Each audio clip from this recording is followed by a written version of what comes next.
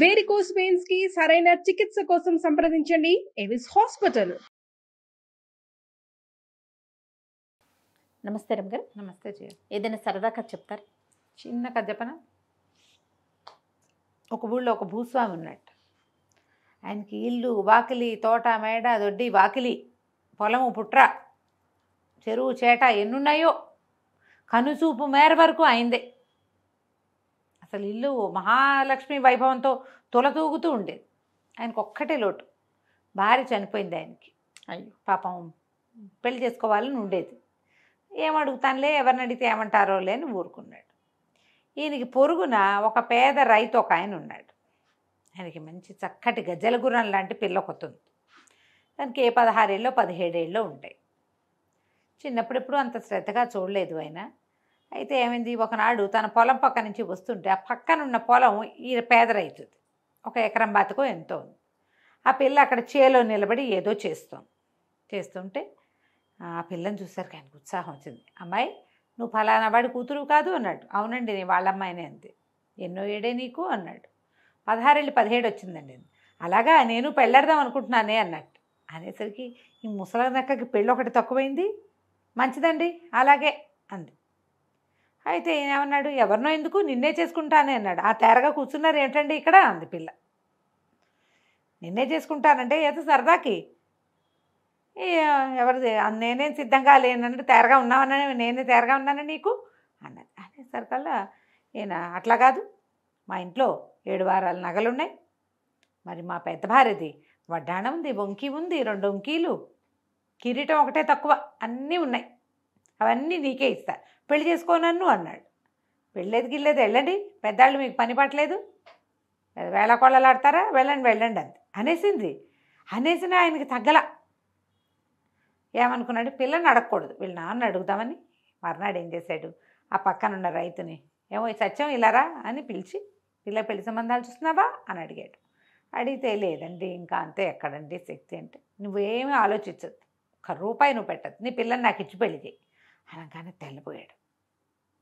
మెరక మీద ఉన్న 10 ఎకరాలు రాసిస్తా నీకు, పిల్లని నాకు ఇచ్చే, పొలం నువ్వు చేసుకో హాయిగా.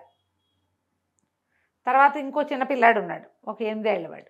పిల్లాడికి ఉంటుంది, నీకేం భయం లేదు, నేను నీ అండలో ఉంటా, నీకు అండగా ఉంటా, పిల్లని నాకు ఇచ్చి పెళ్లి చేయమన్నాడు. ఈయనకి ఆశ పుట్టింది. ఆ కాలంలో ఓ 50 ఏళ్ల వాళ్ళకి 16 ఏళ్ల వాళ్ళని ఇవ్వడం పెద్ద విశేషమేం కాదు, అని జరిగేవట్ల. ఇంటికి వచ్చి కూతుర్ని ఒప్పించబోయాడు.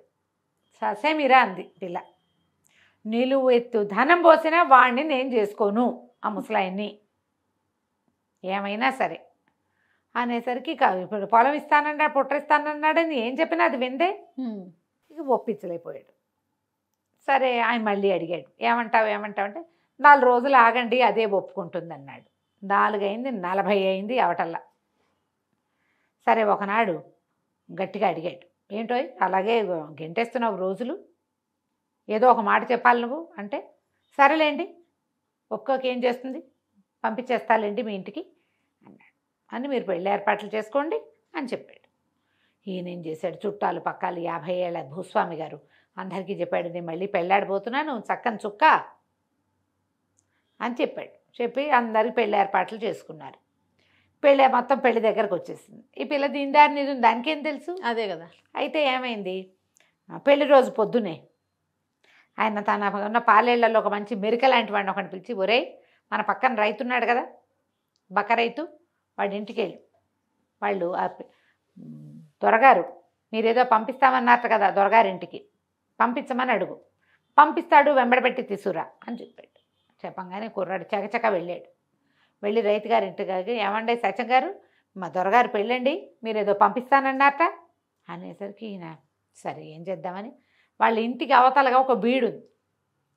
ఆ బీట్లో పిల్ల ఏదో పని చేసుకుంటుంది. ఏం చేస్తుంది, ఒడ్లో ఎరటమో ఏదో చేసుకుంటుంది. ఆ బీట్లో ఉంది, వెంబడబెట్టు తీసుకెళ్ళమని చెప్పాడు. కుర్రాడు ఏం చేశాడు, బీట్లోకి వెళ్ళాడు. ఈ పిల్ల వంగి ఏదో ఒక పీకుతోంది, ఆకులు కొమ్మలు అవి చెట్లు పీకుతుంటే, ఏమండి మీ నాన్నగారు దొరగారింట్లో పెళ్ళికి ఏదో పంపుతానన్నట్ట, ఇచ్చేస్తే నేను తీసుకెళ్ళిపోతానండి తొందరగా, దొరగారు ఊరుకోరండి అన్నాడు. అనగానే పిల్లంది, ఓహో ఇదా ఎత్తు అని, మీది నల్లగుర్ర పిల్ల ఒకటి ఉంది కదా, దాన్ని ఇక్కడ కట్టేసాం, అది అయి ఉంటుంది, వెంటబెట్టు తీసుకుపో అంది. వీడు అటు ఇటు చూస్తే ఆ బీట్లో ఓ పక్కన ఓ చిన్న కట్టుకోయకి కట్టేసి ఒక గుర్ర పిల్ల కనపడింది. పెళ్ళికి గుర్రపిల్లతో ఏం చేసుకుంటాడు ఈయన అని వీడు ఆశ్చర్యపోయి ఆ గుర్రపిల్లనే ఎక్కి స్పారీ చేసుకుంటూ రయ్యమని వెళ్ళిపోయాడు దొరగారింటికి. భూస్వామి గారు వాకిట్లో దాన్ని కట్టేసి లోపలికి వెళ్ళి, అయ్యగారు తీసుకొచ్చానండి అన్నాడు. ఎదిరా అన్నాడు అయ్యగారు. వాకిట్లో నిలబెట్టానండి అన్నాడు. అయ్యోయ్యో వాకిట్లో నిలబెట్టమేంట్రా, మేడ మీద తీసుకెళ్ళు అనగానే, మేడ మీద అండి, నా వల్ల అవుతుందండి అన్నాడు.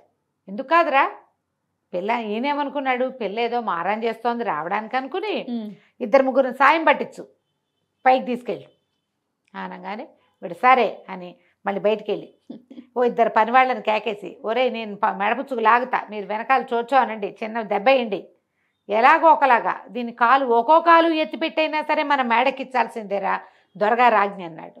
ఎవరి దారిన వాళ్ళు పెళ్లి పనులలో ఉన్నారు. పెళ్ళి ఇంటికి పెడగా ఉన్న హాల్లో పెద్ద సావిట్లో పెళ్ళి. 3 కుర్రాళ్ళు కలిసి దాని నయాన భయాన బతిలాడి బామాలి మేడెక్కిచ్చారు. మేడ మీద కట్టేశాడు. మరి కట్టేయద్దు గుర్రాన్ని, కిందకు వచ్చాడు. అయ్యగారు చచ్చిపోయానండి మేడెక్కించడానికి, మేడెక్కిచ్చేసి వచ్చా, ఇప్పుడు ఏం చేయమంటారు అన్నాడు. ఆయన అన్నాడు, ఒరే చస్తే చచ్చావులేరా, నీ కష్టం ఉంచుకోను నేను, నువ్వు పడిన కష్టానికి ప్రతిఫలం తప్పకుండా పెళ్ళయ్యాక చూపిస్తా. నువ్వు ఇంకా ఇప్పుడు ఏం చేస్తావంటే మన పేరెంట్ వాళ్ళందరినీ పిలిచి వాళ్ళందరినీ పైకి తీసుకెళ్ళి చక్కగా పెళ్లి కూతురుగా అలంకరించండి అన్నాడు. ఎవరినండి అన్నాడు. నువ్వు తీసుకొచ్చావు కదరా దాన్నే అన్నాడు ఈయన. అనగానే వీడికి అర్థం కాలేదు, గుర్రాన్ని అలంకరించమంటాడు. సరే ఈయన సరదా ఏమిటో, అలాగేనండి అన్నాడు. అక్కడి నుంచి పందిట్లోకి వెళ్ళాడు. ఒక 3-4 పేరెంట్ వాళ్ళని పిలిచాడు.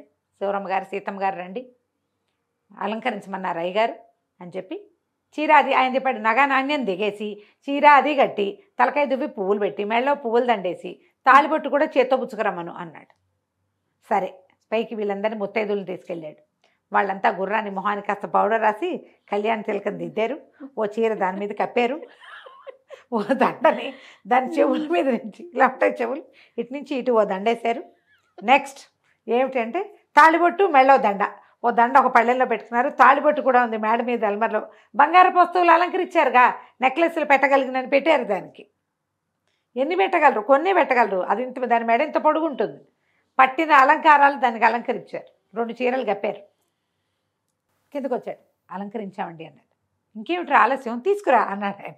తీసుకురా అనగానే మేడ మీద నుంచి మెట్ల మీద టకా టకా టకా చప్పుడైంది. వెళ్ళేటప్పుడు కష్టమైంది, వచ్చేటప్పుడు కష్టం కాదు, ఈజీ కదా దిగడం ఈజీ.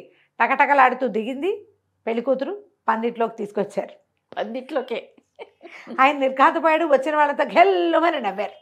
మామూలు గొల్లు మనలేదు. వాళ్ళు చక్కగా అలంకారం చేసి బొట్టు పెట్టబడి ఉన్న చక్కని నల్లగుర్ర పిల్లని చూశాడు ఆయన. ఇదేమిట్రా అన్నాడు. మీరు తెమ్మన్నారు కదండి అని. ఆయన ఏం మాట్లాడలేకపోయాడు. అందరూ నవ్వారు. గుర్రపిల్లని పెళ్లి చేసుకుంటున్నావా అన్నారు కొంతమంది. ఇప్పుడు ఏం చెప్పాలో తెలియలా. ఈ గుర్రపిల్ల వాళ్ళది కాదు, ఈయందే. పైగా ఈయన ఏం చేశాడు, నేను ఇంతకాలానికి పెళ్లి చేసుకుంటున్నానని ప్రచారం చేశాడు. గుర్రాన్నే పెళ్లి చేసుకుంటున్నాడేమోనని కొంతమంది అంటున్నారు. ఇదో శాస్త్రం ప్రకారం అయ్యి ఉంటుంది అని కొంతమంది. దగ్గర వాళ్ళు వీడికి ఇదేం పోయే కాలం, గుర్రాలను అలంకరించి తెచ్చుకున్నాడు, చదవేస్తే ఉన్నమతి పోయింది, డబ్బులు ఎక్కువ వేసరికలు ఇలాంటి వేషాలు వస్తాయని ఇంకొంతమంది నవ్వుకున్నారు. ఏం చెయ్యాలో తెలియలే. ఆ గుర్రం జనాలందరినీ చూసరికి కంగారు పడి కథం తొక్కటం మొదలుపెట్టింది. ఒరే దీన్ని బయట కట్టారా నాయన అని దాన్ని బయటికి పంపించి వచ్చిన వాళ్ళందరికీ భోజనాలు పెట్టి పెళ్లి మాట ఎత్తకుండా నోరు మూసుకుని ఊరుకున్నాడు. ఇంకా పిల్ల ఆయన కనపడ్డప్పుడల్లా మొహం తిప్పుకునేది. ఏం చేస్తారు, 10 ఎకరాలు లేదు, 25 ఎకరాలు లేదు, ఏం చేసినా పెళ్ళిళ్ళు అవ్వవు కథ కంచికి మనం ఇంటికి రాసి ఉండాలి అంతే. ఇప్పుడు ఈ గుర్ర పిల్లని అలంకరించటాలు ఇవన్నీ సరదాగా హేళనగా ఉన్నా కూడా, అవును, నిజ జీవితంలో కూడా ఇలా బలంత పెళ్లిళ్ళు చేసుకునే వాళ్ళు లేరు. ఇప్పటికంటే ఇది వరకు ఎక్కువ ఉండేవాళ్ళు జయ. అవునంట. ఇది వరకు బాగా బలవంతం చేసేవాళ్ళు పెళ్లిళ్ళకి. చచ్చినట్టంటే వేరే దారి లేక ఆడపిల్లలు తండ్రులు కూడా వాళ్ళకున్న అప్పులకో లేకపోతే కష్టాలకో తలొగ్గేవాళ్ళు. పాపం తలొగ్గేవాళ్ళు, ఆస్తిపాస్తులకి ఆశపడేవాళ్ళు, పిల్లలకి కన్నెచెర విడిపించట్లేదని చుట్టాలు పక్కాలు పొడి చేసేవాళ్ళు. అందుకని ఇట్లా బలవంతంగా 30 ఏళ్ళు 40 ఏళ్ళు గ్యాపులతోటి పెళ్ళిళ్ళు చేసేసేవాళ్ళు. పాత కాలపు కథ ఇది. అవును, ఇది వరకు జరిగేవి. ఇప్పుడు అమ్మాయిలు వాళ్ళంతటి వాళ్ళే పెద్ద ఏజ్ వాళ్ళని పెళ్లి చేసుకుంటున్న సెలబ్రిటీలను చూస్తున్నాం కదా మనం. కదా ఇంత గ్యాప్ అంటాం. మామూలుగా మనం పెళ్లి సంబంధాలు చూడాలంటే ఏం చేస్తాం, 2 years 3 years మించి ఉండకూడదు. మనం సెలబ్రిటీస్లో 10 ఏళ్ల గ్యాప్ ఉన్న పెళ్లి కూతుళ్ళని చూస్తున్నాం. అవునండి, అవును. వాళ్ళు ఏం ఆలోచించేసుకున్నారు, వాళ్ళకి ఎందుకు లేదు జనరేషన్ గ్యాప్?